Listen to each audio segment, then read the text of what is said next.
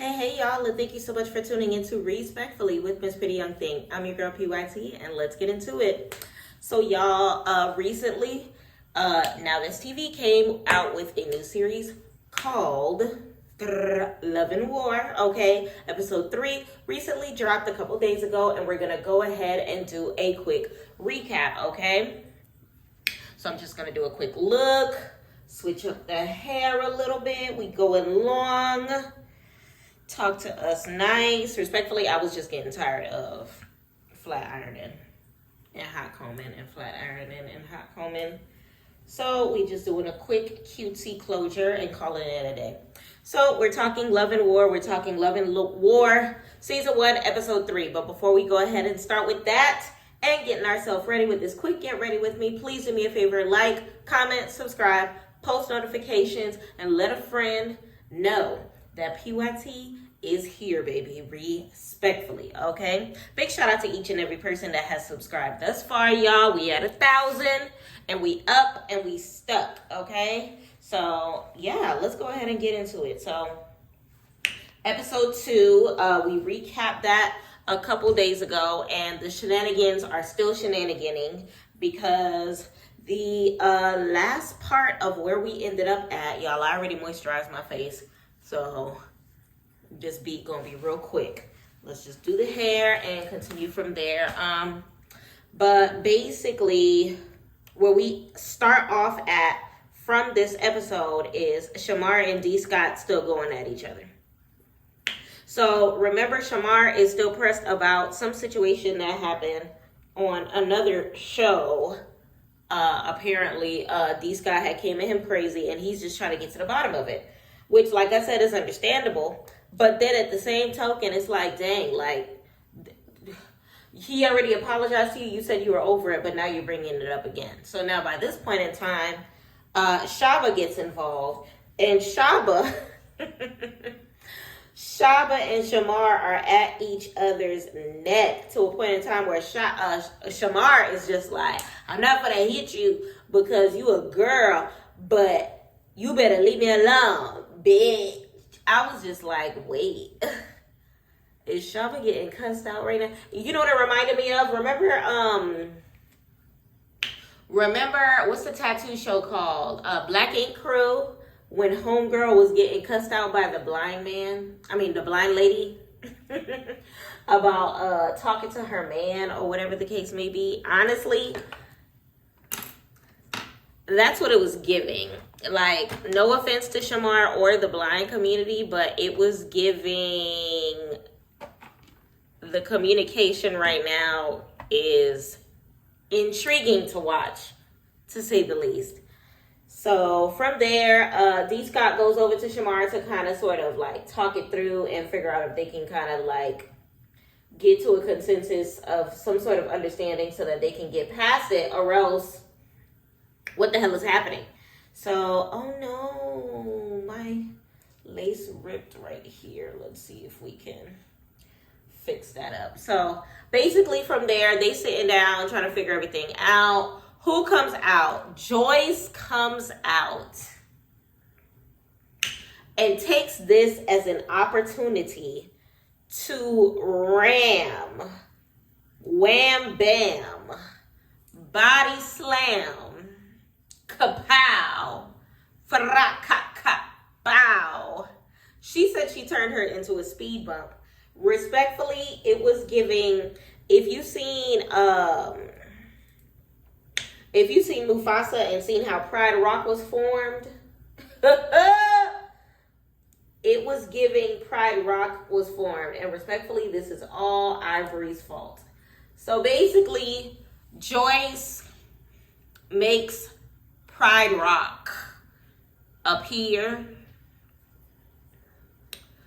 child, and she made Pride Rock appear very swiftly.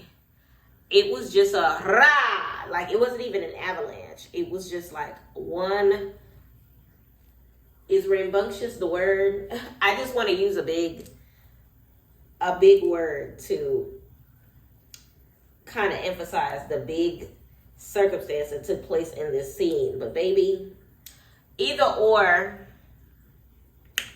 what you call it? What's her name?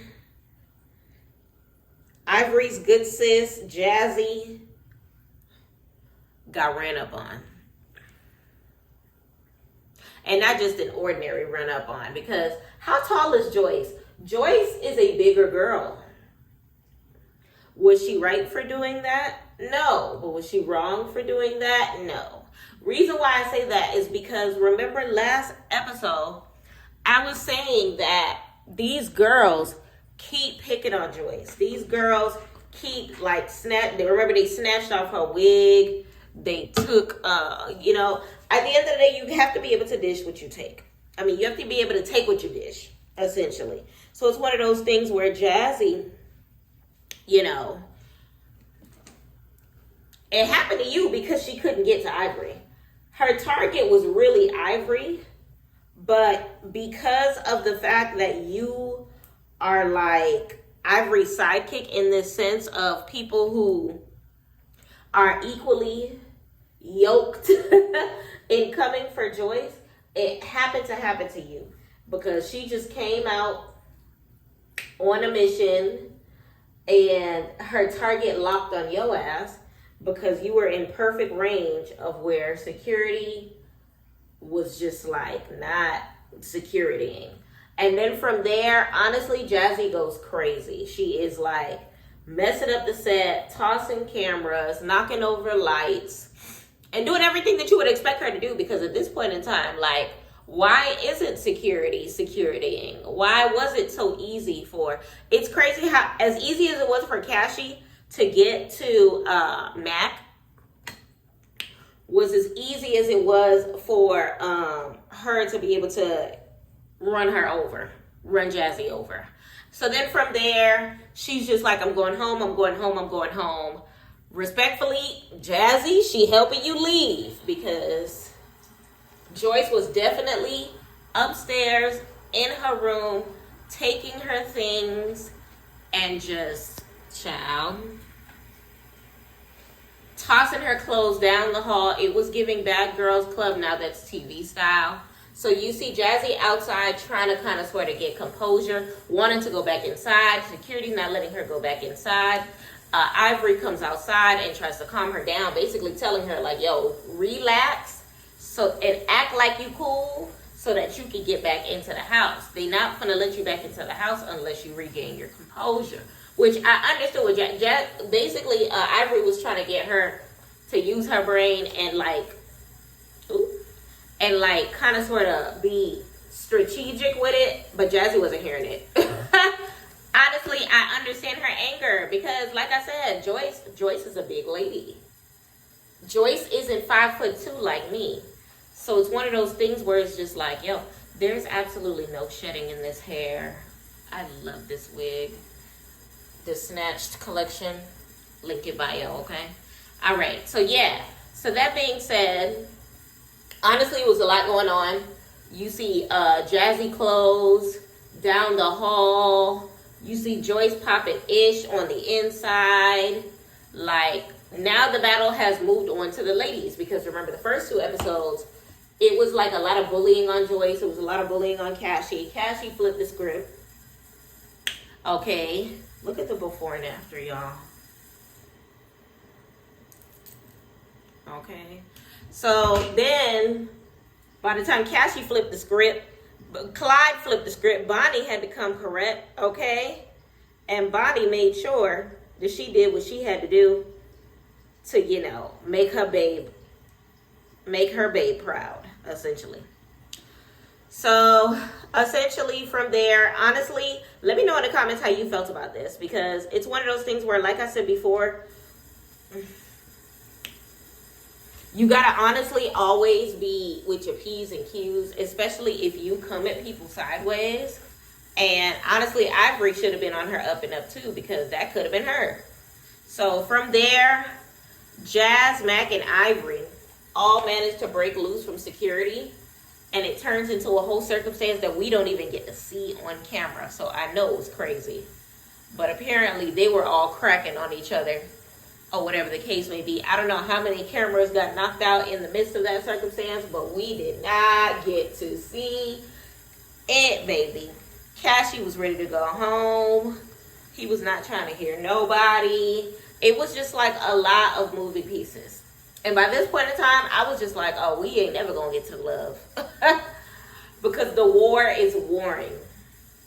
The war is significantly warring when it comes to like the dynamic of everything. Because of course, don't forget Aunt over here trying to avoid Landon or whatever the case may be, and he didn't even realize that he had his own circumstances that he had to worry about just off the strength of who he formed his allyship with, which we'll get into that in a second. So of course Jazz is outside still, ready to go, trying to get the people to allow her to head back out or whatever the case may be. But I guess they ended up closing the set after that because that was the last scene that they gave us of that night. And they bring us into day 2, okay? Dang, I forgot to turn the hot comb on. So day 2, they have a little brunch morning, lit morning, brunch morning, or whatever the case may be. They have the, ooh, not the chain. They have the nice little setup ready for them with the orange juice, mimosas, chicken and waffles. You know, a nice little setup or whatever the case may be. The table itself, everybody very much did look like they were still not at ease. Cashy with his hoodie up, on guard, because at the end of the day, he's about to be breaking bread with a bunch of people that he was arguing with the day before. And I understand that. Like, I understand that. So by this point in time, Cashy over here going off on Maul. Mind you, they're friends. So it's one of those things where you could tell he was so like frustrated with everything that was going on in that, you know, sitting, that he just wasn't, I don't know, he was all over the place. By that point in time, they were just waiting for the food to come out. And it was low-key giving,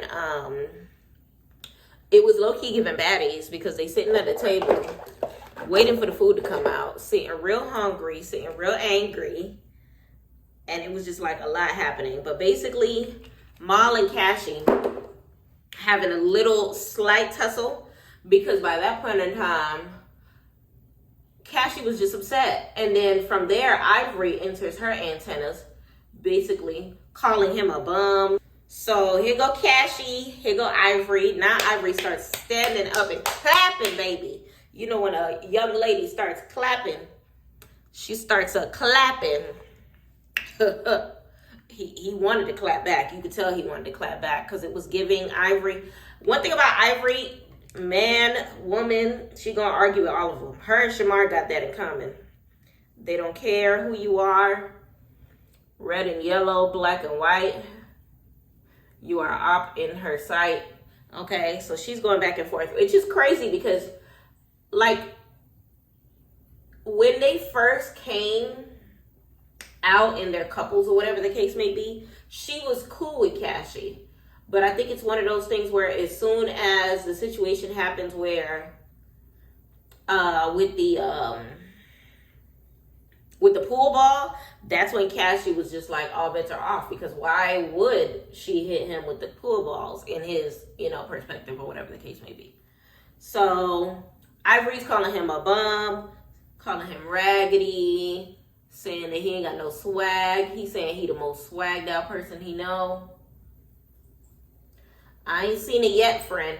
I'm new at this, now that's TV stuff, but, you know, these tree episodes, I ain't seen nothing applaudable as of yet. I mean, honestly, I ain't seen nothing applaudable of nobody as of yet, but either or, child, when I tell you Cashy was talking to her like she was a nigga, like she was a grown man. It was just like, I don't think that there is going to be anything to kind of sort of stop him from feeling how he feel. And honestly, I felt that. Like I said before, like Ivory was coming at his beau sideways, or whatever the case may be. So it's still one of those things where it's just like, gotta do his very best to stick beside his boo, whether or not she's there or not. And the decisions Ivory was making to like continuously attacking, despite, you know, the fact that her and Cassie actually get along, kind of sort of caused it to go where it went. Child, the back and forth for it was crazy. Let me know in the comments how you felt about it. Ooh, child. I don't know how I feel about this lace right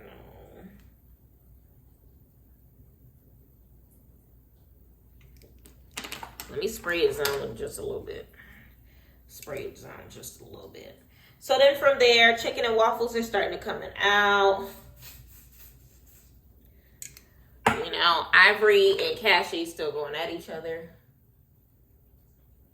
Child, Cassie telling her, run up if you bout it. Child, it was just a lot. And it was just like you run up. No, you run up. No, you run up. And nobody ran up. So imagine you trying to eat your biscuit and your waffle, and you just got two people breathing over your food talking about running up. So Cassie over here like, send your best person, because I don't fight girls, which I do respect that, because some niggas don't give a damn, woman or not, parts going inside or not.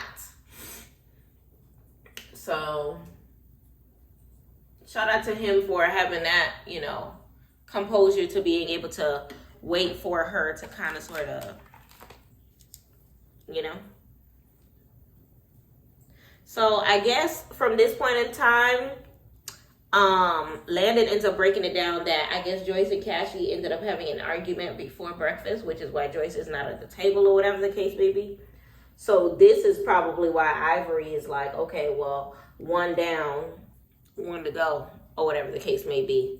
So the food is buffet style, and they got to get up to get their food. I repeat, they got to get up to get their food, okay? So everyone is standing up, grabbing them a plate, whatever the case may be. Ivory can't get up at the same time as Cassie. Cassie can't get up at the same time as Ivory. And Cassie, when I tell you Cassie's a firecracker,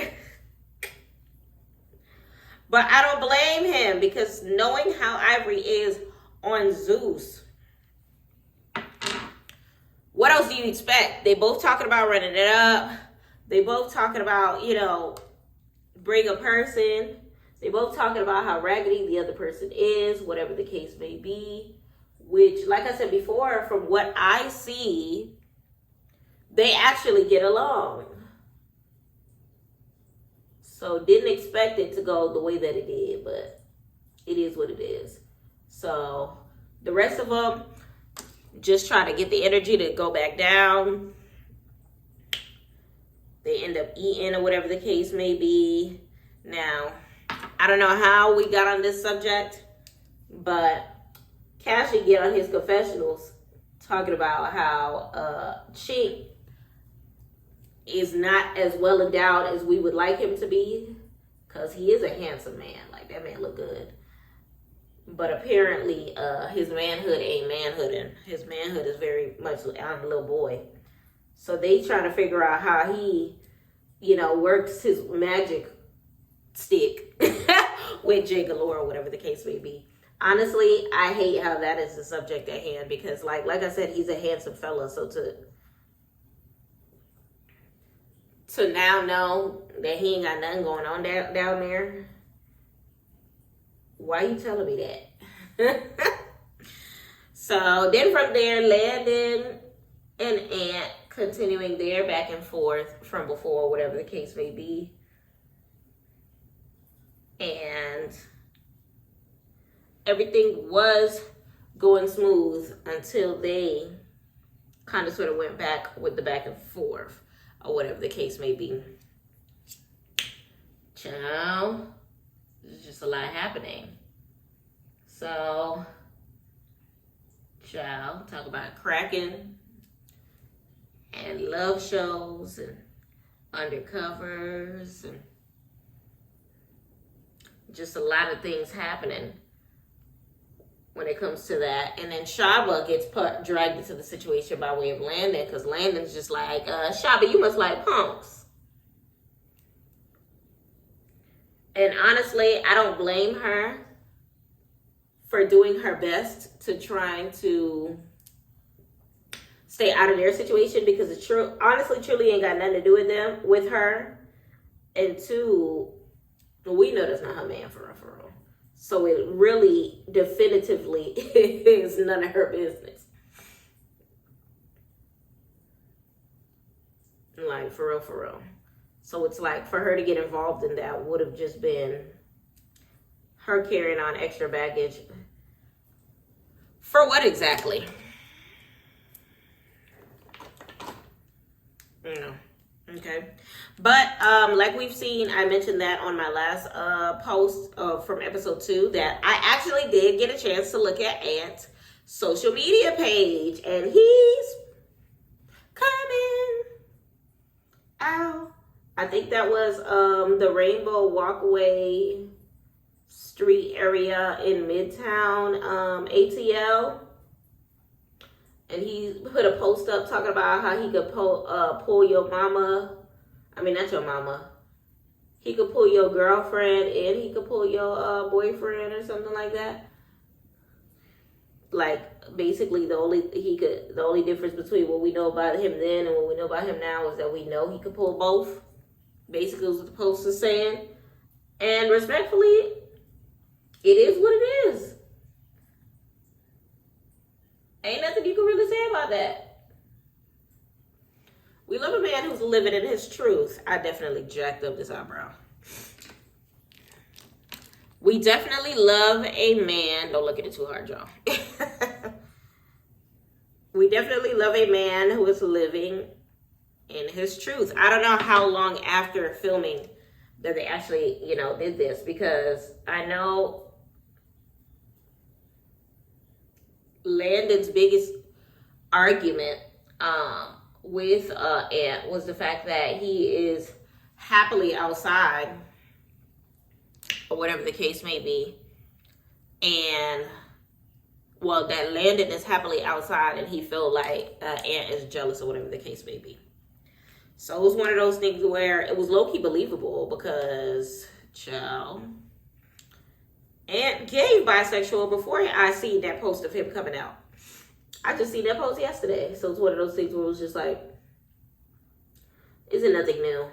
So then from there, we pan out after brunch. We go into a scene with Cashy talking to, I think D. Scott is his name. But basically, Cashy and D. Scott are having a heart-to-heart about the day before. I mean, not the day before, but about a couple hours ago during brunch.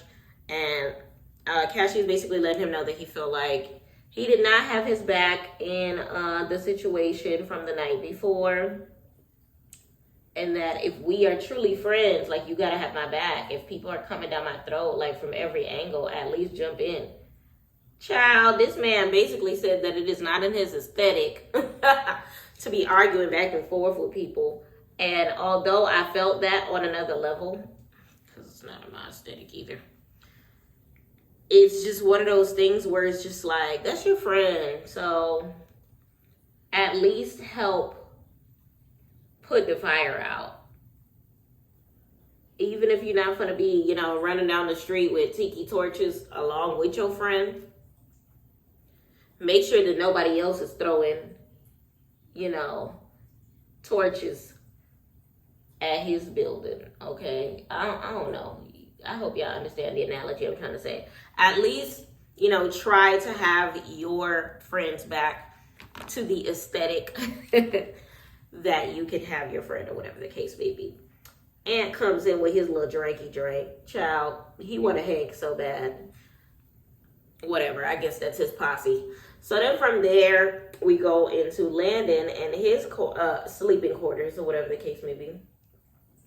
Landon is on the phone with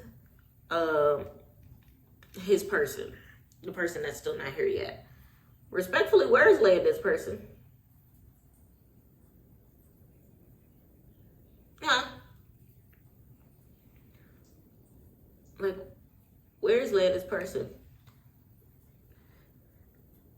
And it's crazy because when Landon was on the phone with his person, I promise I thought it sounded like a girl. I don't know.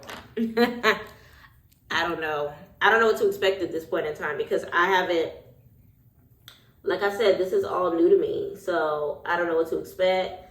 I don't know if this is really Landon's person or if it's a TV person or whatever the case may be. But basically, Landon is putting them up to speed and giving them the tea about Aunt over here trying to step to him crazy or whatever the case may be. I put no arch in my eyebrow today.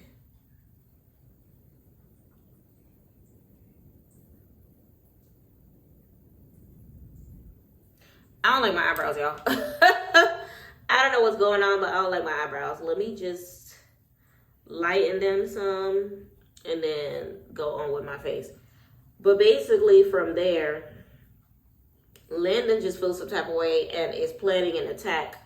Operation Attack Ant. Operation Double A. Operation Double A. Because Landon is basically telling his person on the phone that I know this is a love show, but as soon as you get here, it's giving war. And it sounds like they are with the ish. Okay? They are ready to pull up. And they are ready to just let it all on the table. So we go into another room. We get the little Hispanic couple. We have Jay Galore. And we have Almond. Almond is strange. Because Almond's question to Jay Galore is, how does it feel to be in a home where people, like, is it creepy for you, basically, to be in a home where people get off to your videos?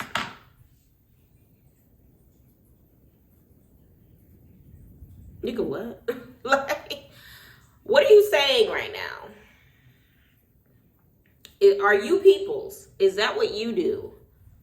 Are you getting off to videos of Jay Galore? Like, it's crazy to me. Where's Shamar? Go play CNA in my Landon voice. Because it was just like a lot of moving pieces. Like, a lot. Like, you could tell he's one of those people that just speaks his mind no matter what is on his mind. And I don't know how I feel about that. I don't know how I feel about that. So now we gonna see how I feel about that. So we break off into another scene. Who comes in as a special guest on the show? A young lady by the name of Tasha K. Now, I am not familiar with Tasha K's antics. I just know that she owed Cardi B money. Why she owe her money, I don't know. None of my business. But either or, Tasha K comes in and apparently she's supposed to be like some sort of like a mediator or whatever for the couples or whatever the case may be. But I heard she's extremely messy. So we gonna see how it goes or whatever. So as soon as she comes in, you know, the confessionals begin and act like she don't know who she is. And, you know, let the games begin. So now Tasha K is just like, hey, so what happened yesterday? I wasn't here yesterday. So can y'all fill me in? Like, what's up? And basically from there, D. Scott is basically saying, like, honestly, let's not discuss what happened yesterday, because if we start the process of unhatching that is going to basically open up the can of worms again. Okay? So then from there, Ant is kind of sort of filling in the circumstance, but Ivory, I guess, don't want him to speak. And Ant is like, no, she has Ant. She has Ant. She has Ant. So then Ant and Ivory start the back and forth thing. Remember, they don't like each other. Episode 1. Ivory called his teeth big. Child. It was just a lot happening. So basically from there, Ant is just calling her mad. Ivory's coming at him sideways. They're basically just going back and forth.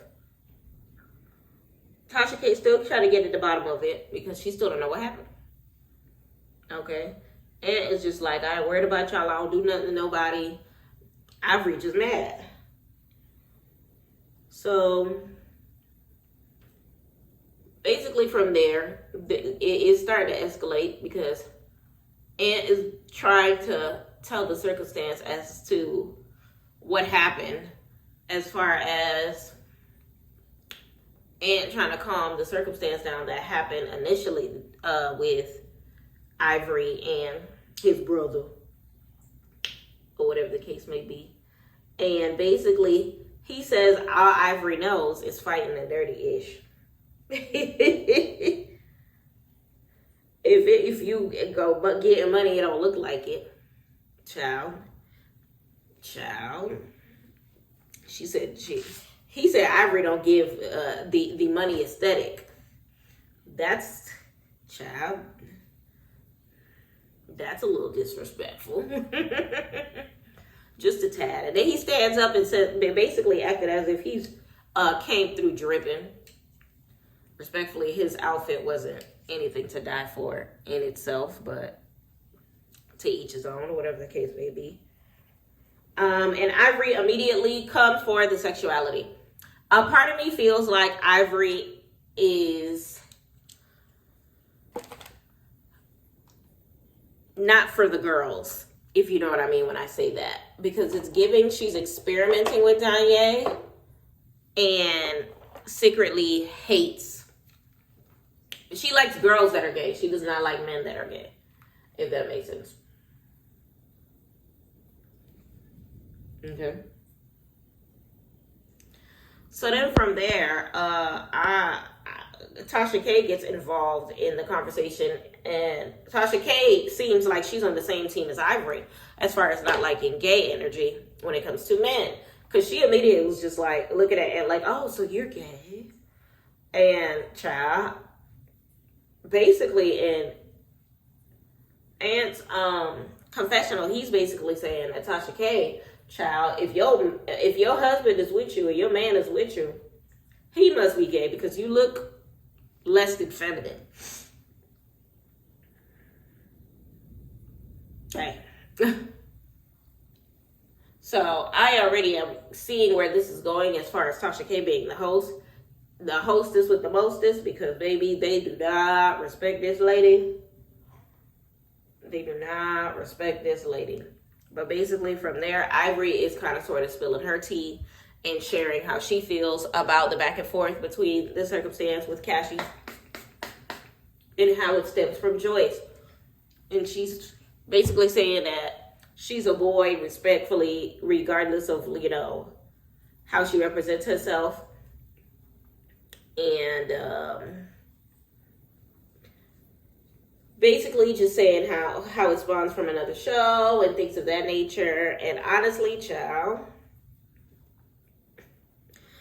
it's just like a lot, because it's one of those things where like I have a lot of trans friends, so to hear Ivory like speak so lowly of that part of the community is just like very, very annoying for me.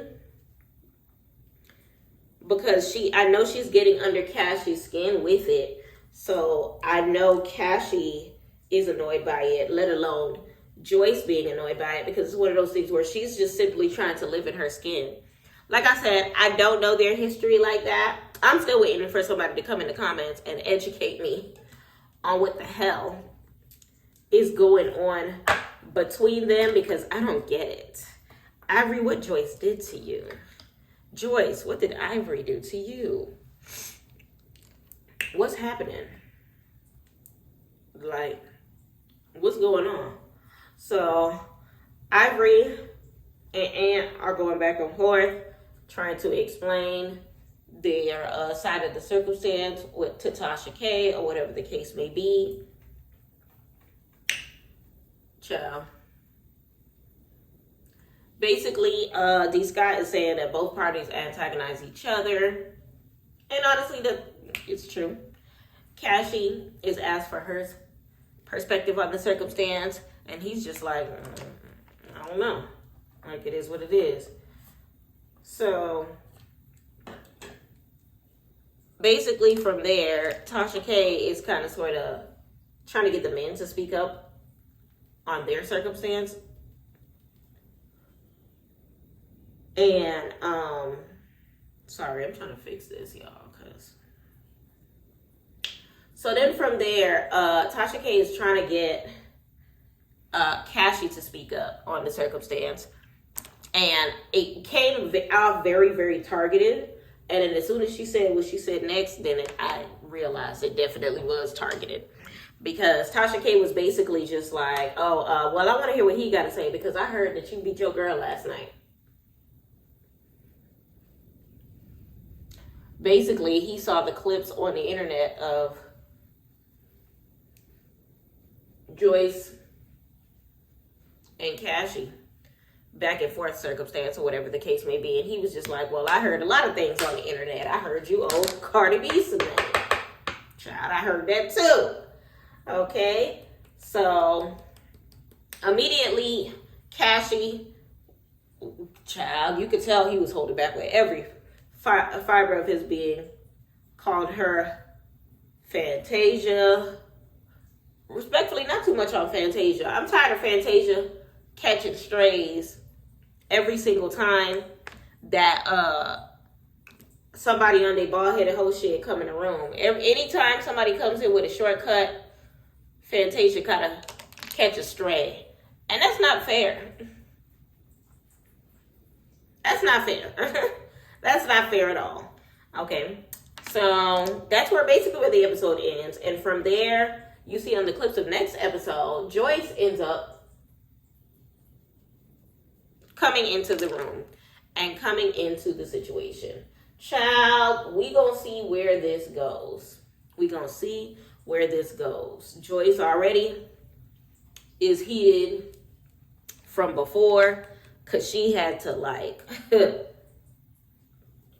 body slam WWE SmackDown somebody before brunch time, okay? And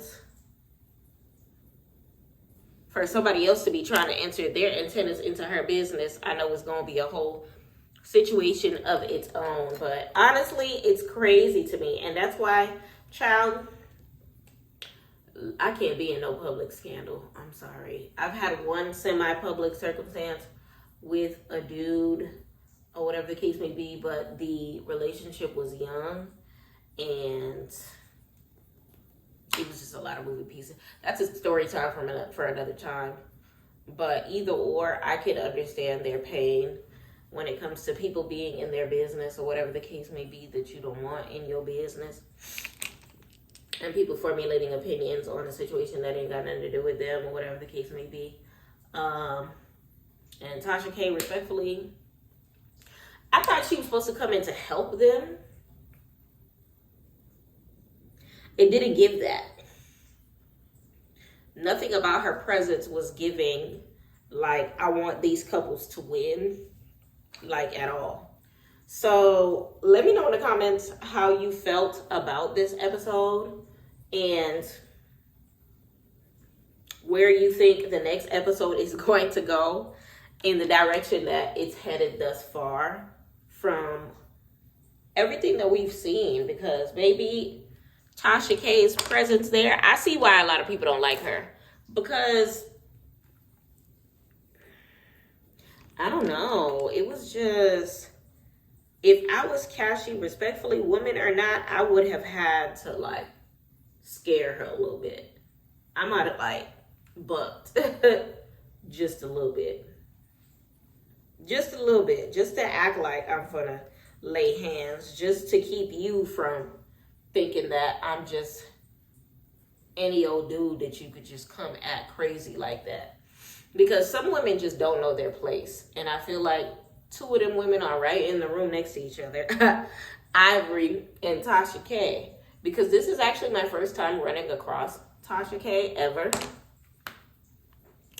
I don't be, in the scene. And like I said, I'm new. Y'all know I'm new to this YouTube stuff. And I really don't be looking at other people's YouTubes like that. I'm trying to. So please, by all means, lay it on me thin. Let me know who I need to be on the lookout for and who I need to be checking out and all that stuff like that. But Tasha K, I'm not too familiar with her. I just know why does she owe Cardi B money? I have no idea. Not at all. Not at the slightest. Like, child, let me know in the comments why she owed Cardi B money. Child. And if you have the footage of the Cashy and Joce situation, feel free to slide that my way as well. Shawty sweet my way. Let me know if you have, that little situation that you can send to me so that I can, because right now my opinion is solely based on what I see from the show. I haven't watched any sort of Now That's TV blogs to an extent to know anything, and then I don't watch any other Now That's TV shows to have any sort of background information on any previous beefs or anything like that. Like, all of this is brand new to me. So if you got the receipts, swing them my way. Please and thank you. Y'all, this wig is a little older, so I'm trying to hide. It doesn't have that many flaws. It just has a hole over here somewhere that I think I hid very well because I don't even see it no more. Okay. And yeah, that's it. Hair by the Snatched collection. My girl back home in Miami. Hey, Tanak. And let's go ahead and slap some lashes on. But yeah, like I said before, I'm not very well versed in the Tasha K of it all, but I'm trying to figure out what she's doing here. Because I would have expected whoever came in to kind of sort of give the therapy would have came in to help. You need a therapist. You need a therapist. I would have thought that the therapist would have came in to actually help with the circumstance. This lady, child, I don't know what to say. Huh? This who y'all brought in? This who y'all chose? Who said that? I'm looking for my Fenty waterproof mascara, and this thing staring at me dead in the face. Who said that? But I want to see which direction that this is going to go in. I would love for them to get to the bottom of the real relationships that are on this show, like that one Hispanic couple. I want to know their tea, because all I know is they've been together since middle school or whatever the case may be, and we don't know nothing else about them. And then Ivory and her boo, I want to see their relationship get put to the test on the show, whatever the case may be, to kind of sort of see, because a lot of people are saying that Danye is using Ivory as a cash cow. I don't know what to make of it. Like I said before, I don't know anything in regards to Danye and her history. I've just heard that she's a little whore prior to getting serious with her or whatever, with Ivory or whatever the case may be. And that apparently she was trying to talk to Joce. I don't know if Joce is just saying that to get under Ivory's skin or whether or not there's any truth to the matter. Don't really matter to me. I just want to know whether or not she is really there for Ivory, or whether or not this is just a come up so that she's a part of Ivory's life while Ivory is doing bigger and better things. Because the filming of this show happened prior to Baddies, if I'm not mistaken. So this is before she joined forces with the other network. So I don't know. I don't know where this is going. Cashy and Joce. I'm still team Cashy and Joce. Like I said, I have not seen the film of their little scuffle, their DV situation, or whatever the case may be.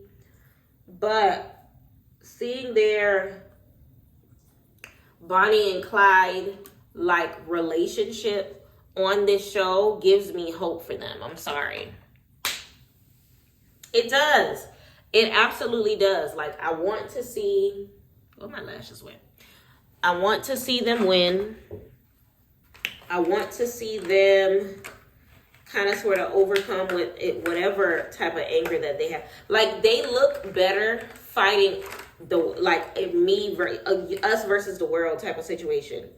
Like, I wouldn't want to see Joce fighting a Cassie. I wouldn't want to see a Cassie fighting a Joce. Like, I like their dynamic of, like, Cassie trying to get Ivory to leave his girl alone. I like their dynamic of Joce trying to hit these hoes from the back because they got her and her man effed up. I like that. Fight the world. Don't fight each other. And I'm hoping that, you know, whatever therapy may come of this show can lead that couple in the right direction or whatever the case may be. But I guess we gonna see. Y'all, next week, I'm gonna play with some individuals. Because I actually hate lash strips. But I haven't taken the time to find a lash lady out here. And I'm actually certified to do lashes myself. So let me stop sleeping on myself. I'm gonna do my own lashes. But yeah, let me know in the comments how y'all felt about this episode. A scale of 1 to 10. This episode started great and ended great. The middle meat and potatoes was just a little excessive because all we're seeing is Ivory getting under Cassie's skin. Did Ant go home? Ant was not at breakfast. Ant was not at breakfast. So I don't know if Ant is still a part of the production or not. I guess we're going to have to wait and see. Maybe he slept in. Maybe production is still trying to convince him that they not against him because that's what it was given a little bit. The way they was letting Cassie be him with that pool stick and slide up on him from to the windows to the wall. Okay. So, I don't know. Honestly, let's just wait and see where this all is going to go. Let's just wait and see. There we go. Lash in, lash in, lash in. Almond and freaking Shamar. A whole eye roll. A whole eye roll. I'm not about to play with them. I'm not about to play with them at the slightest. Because it's just like, y'all know y'all don't go together. Like, child, please. I'm not even going to act like I'm going to entertain the thought of y'all being a thing when I know, like, I don't have to know the background enough to know that they are not a thing. I probably would have gassed it just a little bit when they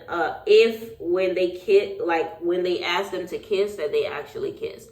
Then I'd have been like, okay, wait a minute. Almond is playing his role correctly in Landon's voice. Okay, CNA.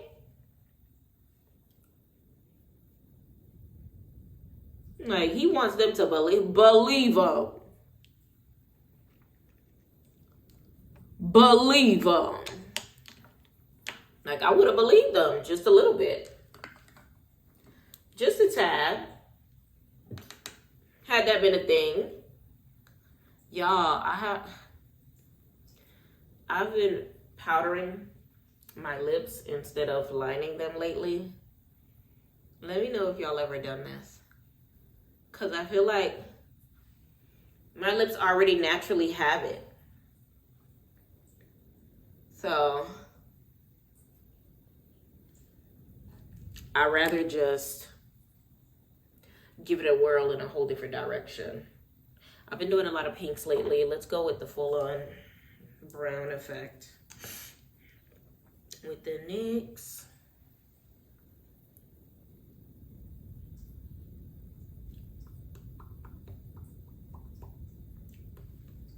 Ooh.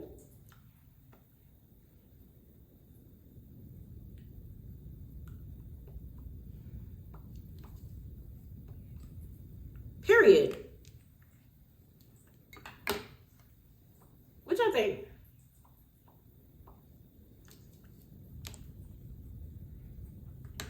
I'm actually here for it. Hold on.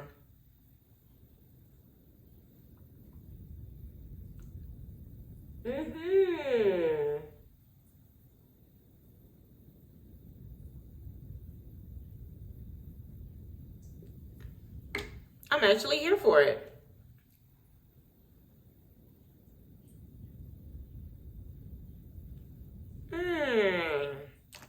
Y'all, sorry.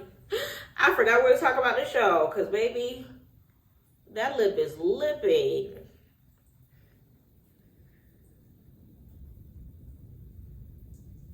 That lip is lipping. Either or, y'all. Let me know in the comments how y'all felt about the episode as a whole. Ooh, hold on. We starting to crest up a little bit, so let me get the gloss on top. Let me know how you felt about the episode a little bit, but like I said, it started off great and then it ended great. The middle was very much filler for me,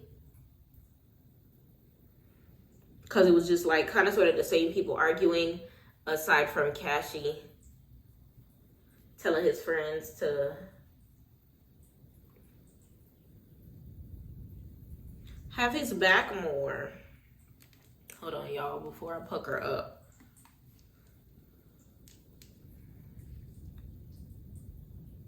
I hate when my lips crest up. There we go. Ooh.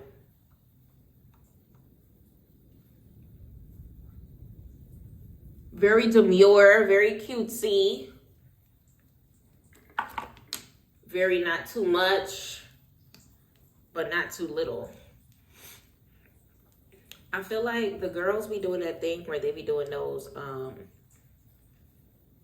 fake birthmarks, but I'm just gonna highlight the ones that are already there. I have one right here.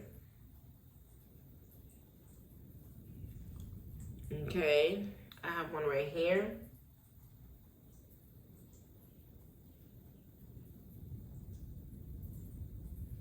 Okay, and I have one right here.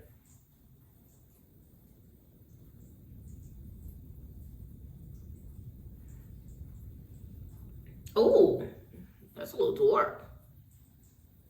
Let me darken my real ones on this side. Yes, y'all.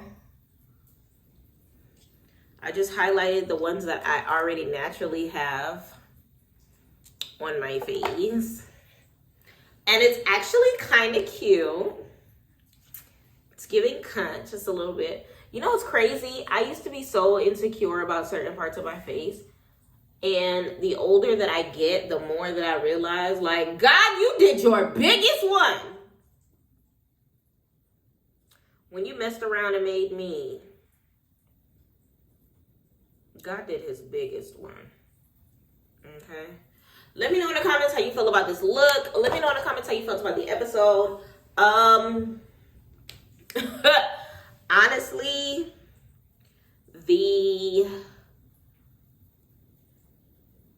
should I do couples now? The couple of the episode is definitely still Cashy and Joce, because baby, they are the highlight. Like, you either love them or you hate them. You either for them or you against them. Like, they fighting everybody, taking names, it's just like so many different pieces to their circumstances. And respectfully, like I said, like, I'm team them. I really want to see them win. I'm really hoping that they gain something from this experience, and we're gonna see where it goes from there. Honestly, y'all, we back with the long hair.